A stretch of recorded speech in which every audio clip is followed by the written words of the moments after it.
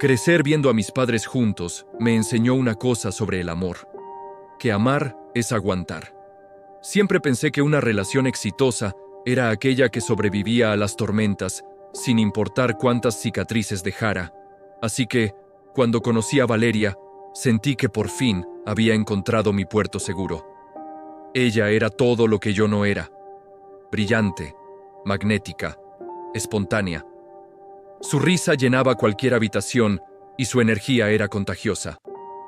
A su lado, sentí que mi vida, que hasta entonces había sido monótona y predecible, finalmente cobraba color. Nos mudamos juntos y caímos en una rutina cómoda. Yo era el ancla, el que se encargaba de las cosas prácticas, las facturas, las compras, la estabilidad. Ella era el viento en las velas, la que traía la emoción, las sorpresas, las historias de su fascinante mundo laboral. Yo admiraba su ambición, la forma en que iluminaba una sala con solo entrar. Creía que éramos el equipo perfecto. Yo le daba un hogar al cual volver, y ella me daba una vida por la cual emocionarme. Durante un tiempo, creí que tenía la vida que siempre había soñado, esa que veía en las películas. Pero los sueños a veces se convierten en pesadillas sin que te des cuenta. Todo empezó a cambiar cuando Valeria consiguió ese gran ascenso en su trabajo. Al principio, yo estaba increíblemente orgulloso. Celebrábamos su éxito, brindábamos por su futuro. Pero poco a poco, ese éxito empezó a crear una distancia entre nosotros. Las noches de llegar tarde se hicieron más frecuentes. Al principio eran reuniones importantes, cenas con clientes, proyectos urgentes. Yo lo entendía, o al menos intentaba hacerlo. Quería ser el novio comprensivo y apoyarla en su carrera, pero las excusas se volvieron cada vez más vagas, más frías. Su teléfono, que antes dejaba en cualquier lugar, ahora estaba siempre boca abajo o en su bolsillo. Se sobresaltaba si yo me acercaba mientras escribía un mensaje. Cuando le preguntaba con quién hablaba, sus respuestas eran cortantes. Nadie. Cosas del trabajo. La sentía cada vez más lejana, como si estuviera viviendo una vida paralela de la que yo no formaba parte. La intimidad entre nosotros desapareció, reemplazada por una tensión silenciosa que podías cortar con un cuchillo. Yo me sentía como un extraño en mi propia casa, durmiendo junto a alguien que ya no reconocía. La duda empezó a carcomerme por dentro. Me odiaba por sentirme así, por desconfiar de la mujer que amaba. Me repetía a mí mismo que eran ideas mías, que estaba siendo paranoico. Pero la intuición es una voz persistente, un nudo en el estómago que no se va por más que intentes ignorarlo. Y entonces, un día, encontré la prueba que tanto temía y que, a la vez, no quería encontrar. Fue un simple recibo de hotel en el bolsillo de su abrigo, de una noche en la que supuestamente se había quedado hasta tarde en la oficina. La fecha, el lugar, nada cuadraba. Cuando la confronté, con el papel temblando en mi mano, ella reaccionó con una furia helada. Negó todo. Me acusó de ser controlador, de invadir su privacidad, de no confiar en ella. Giró la situación de una manera tan magistral que por un momento realmente me sentí culpable. ¿Y si tenía razón? ¿Y si mi inseguridad estaba arruinando lo único bueno que tenía en mi vida? Me hizo sentir pequeño, paranoico y posesivo. Me disculpé, tratando de reconstruir la paz, pero esa noche, mientras ella dormía a mi lado, yo no pude cerrar los ojos. La semilla de la sospecha ya había germinado y sus raíces apretaban mi corazón. Sabía en el fondo que algo estaba terriblemente mal. A pesar de sus negaciones, esa sensación de que me ocultaba algo no desapareció. Vivía en un estado de alerta constante, analizando cada palabra, cada gesto. Mi hogar, que antes era mi refugio, se había convertido en un campo minado. Un día, la ansiedad fue demasiado fuerte. Ella me había dicho que tendría una noche larga en la oficina, terminando un proyecto importante. Decidí hacer algo que nunca había hecho: aparecer sin avisar. Quería llevarle la cena, hacer un gesto de apoyo, y tal vez, solo tal vez, demostrarme a mí mismo que mis miedos eran infundados. Al llegar al edificio, el guardia de seguridad me dejó pasar sin problemas. Ya me conocía. Subí en el ascensor, con el corazón latiendo a 1000 por hora. Caminé por el pasillo silencioso hasta su oficina. La puerta estaba entreabierta y una luz tenue se filtraba. Me asomé, y el mundo se detuvo. Allí estaba ella, pero no estaba trabajando. Estaba de espaldas a mí, en los brazos de su jefe. Lo estaba besando. No fue un beso rápido o accidental.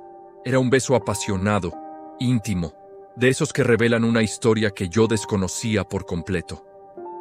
Me quedé paralizado, incapaz de respirar, de moverme. Era como ver una película de mi propia vida, pero yo era el espectador de mi propia traición. El sonido de la bolsa de comida cayendo al suelo los alertó. Valeria se giró y su rostro se descompuso al verme. El pánico, la culpa y la sorpresa se mezclaron en sus ojos. Su jefe simplemente se apartó, incómodo, y salió de la oficina murmurando una disculpa que ni siquiera escuché. Nos quedamos solos, en un silencio ensordecedor. Ella comenzó a llorar, a pedir perdón, a decir que había sido un terrible error, que no significaba nada. Dijo las palabras que creía que yo necesitaba oír. Tú eres mi hogar, Andrés, eres mi estabilidad. Pero en medio de sus sollozos, también confesó la verdad que me destrozó. Buscaba la emoción que ya no encontraba contigo. En ese momento, algo dentro de mí se rompió, pero también algo se encendió. A pesar del dolor desgarrador, una extraña calma me invadió. La miré, no con odio, sino con una claridad devastadora. Ya no había dudas, ni paranoias, solo la fría y dura verdad. Le pedí que recogiera sus cosas y se fuera de la casa. Ella suplicó, prometió cambiar, pero mi decisión era firme. Esa noche, cuando la puerta se cerró detrás de ella, el apartamento se sintió inmenso y vacío, y yo, por primera vez en mucho tiempo, me sentí completamente solo y destruido. El silencio era un grito constante que me recordaba mi fracaso. Los días que siguieron fueron un infierno. El vacío que dejó Valeria lo consumió todo. Cada rincón de la casa me recordaba a ella, a la vida que habíamos construido y que ahora estaba en ruinas. Empecé a dudar de todo, pero sobre todo, de mí mismo. ¿No era lo suficientemente bueno? ¿Suficientemente emocionante? ¿Suficientemente hombre? Su confesión de que buscaba emoción en otro lado resonaba en mi cabeza como una sentencia. Me convencí de que yo era el problema, que mi naturaleza tranquila y estable era la culpable de todo. Me aislé del mundo, dejé de contestar llamadas y me hundí en la autocompasión. Fue un amigo, uno de esos que no se rinden, quien me sacó de mi letargo. Un día apareció en mi puerta y, al verme en ese estado, me dijo algo que me golpeó como un rayo.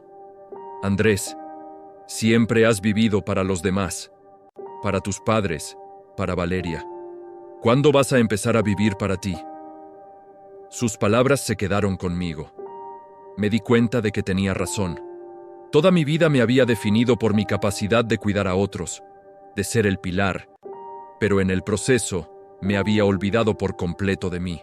Esa conversación fue el empujón que necesitaba para buscar ayuda. Empecé a ir a terapia. Fue difícil al principio, hablar de mis inseguridades, de mi dolor. Pero poco a poco, con la ayuda de mi terapeuta, comencé a entender patrones en mi vida. Entendí que mi necesidad de aguantar venía de un miedo profundo al abandono, que siempre ponía las necesidades de los demás por encima de las mías, porque creía que esa era la única forma de que me quisieran. Comprendí que no estaba roto, solo perdido. Y por primera vez, sentí la esperanza de que podía encontrar el camino de vuelta a mí mismo. Así comenzó mi reconstrucción. Decidí canalizar todo ese dolor en algo productivo. Me inscribí en un gimnasio y empecé a ejercitarme. No para cambiar mi cuerpo, sino para despejar mi mente. Cada gota de sudor era una frustración que dejaba atrás. Comencé a comer mejor, a dormir más. Mi salud física mejoró y con ella mi salud mental. En el trabajo, en lugar de esconderme, decidí enfocarme. Puse toda mi energía en mis proyectos y mi confianza recién descubierta empezó a notarse. Mis jefes lo vieron y en pocos meses conseguí un ascenso que nunca creí posible. En el gimnasio conocí a Emma. No la busqué, simplemente apareció. Ella era diferente a Valeria.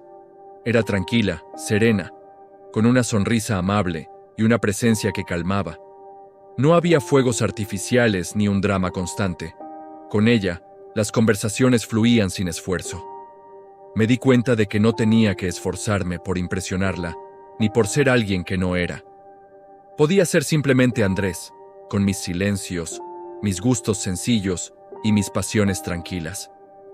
Ella me mostró que el amor no tenía por qué ser un huracán, que también podía ser un refugio seguro y apacible. Unos meses después, cuando mi vida ya había tomado un nuevo rumbo, Valeria reapareció.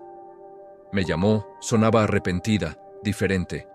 Me dijo que había cometido el peor error de su vida, que me extrañaba, que yo era el hombre con el que quería estar. Pidió otra oportunidad, una última oportunidad para arreglar las cosas, y por un segundo, una parte de mí, el viejo Andrés, vaciló. La historia que habíamos compartido era poderosa, pero entonces me miré en el espejo. Ya no era el mismo hombre que ella había dejado. El nuevo Andrés, el que había luchado por encontrarse, el que había aprendido a valorarse, tomó el control.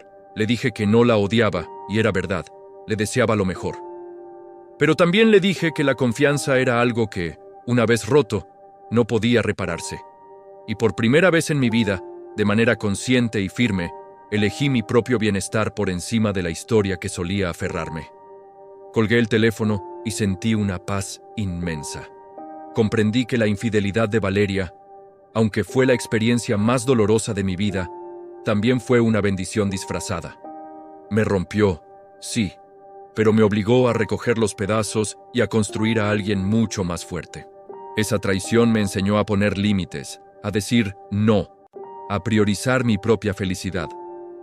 Descubrí que prefería 1000 veces estar solo y en paz conmigo mismo, que estar en una relación donde tenía que perderme para que funcionara. La verdadera victoria no fue superarla o encontrar a alguien nuevo. La verdadera victoria fue encontrarme a mí mismo y elegir, finalmente, una vida donde yo también importo. A veces, el final de una historia es solo el comienzo de una mucho mejor. Gracias por escucharme y no olvides suscribirte para más historias como esta.